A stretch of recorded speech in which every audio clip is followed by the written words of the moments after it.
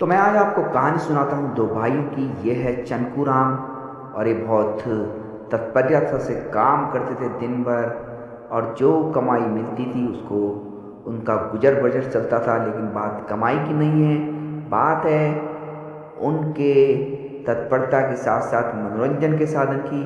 तो ये जो चनकू राम है, इनके पास मनोरंजन के लिए था इनका एक बहुत अजीज दोस्त जो था रेडियो, और दूसरी तरफ मनकू जिनका जो अजीब दोस्त था वो क्या था, मनोरंजन का साधन जिसको आप टीवी बोलते हो या दूरदर्शन।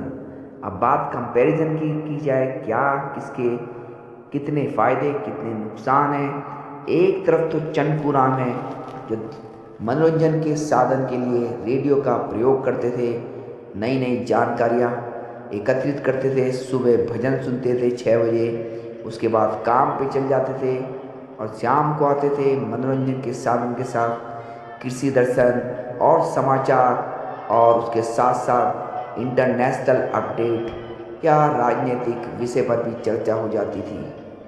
और इस तरह चंकू को काफ़ी अवेयरनेस रहती थी लोगों के साथ बात करने के लिए, और कभी कभी इसी रेडियो के साधन से वो बहस भी कर लेते थे। दूसरी तरफ थे मनकू राम जी। अब मनकू राम के बारे में क्या बताएं, बिजनेस तो उनका भी चल रहा था, लेकिन जब से उनको एडिक्शन हुआ, किसका, ये भी आप देखो।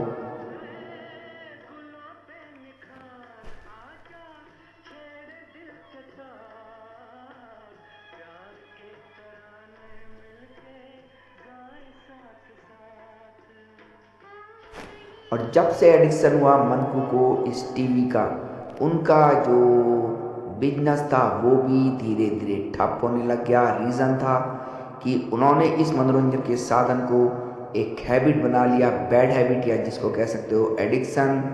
टीवी देखते देखते हो इसको रात रात तक इसको देखने लगे, कभी 2-2, 3-3, 4-4 बजे तक। और उनको जब सुबह काम के लिए रॉ मटेरियल लाना पड़ता था उसको भी नहीं ले पाते थे वो, क्योंकि वो देर से उठते थे, क्योंकि एडिक्शन बहुत बड़ी बुरी चीज़ है।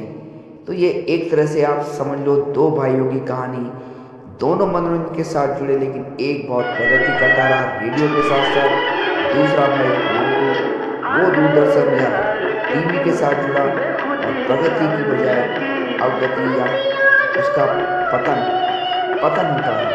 तो ये विषय आपके लिए भी है, आप इन दोनों में से किसको प्रेफर करोगे, मॉडर्न या वर्सेस ट्रेडिशनल। कहने को तो ये जरूर होता है ओल्ड इज गोल्ड। हर एक चीज़ के अपने फायदे भी हैं, नुकसान भी है, ये आप पे निर्भर करता है, आप उसको कैसे यूज करते हो। तो चलिए, ये जानकारी मैं सिर्फ इसलिए दे रहा हूँ क्योंकि जिस चीज़ को हमने बहुत सालों से छोड़ा हुआ है, बहुत सारे लोगों ने उसमें बहुत बड़ी बल है उसके अंदर और बहुत उसके गुण हैं। धन्यवाद। इसी जानकारी के साथ आगे बढ़ाऊंगा फिर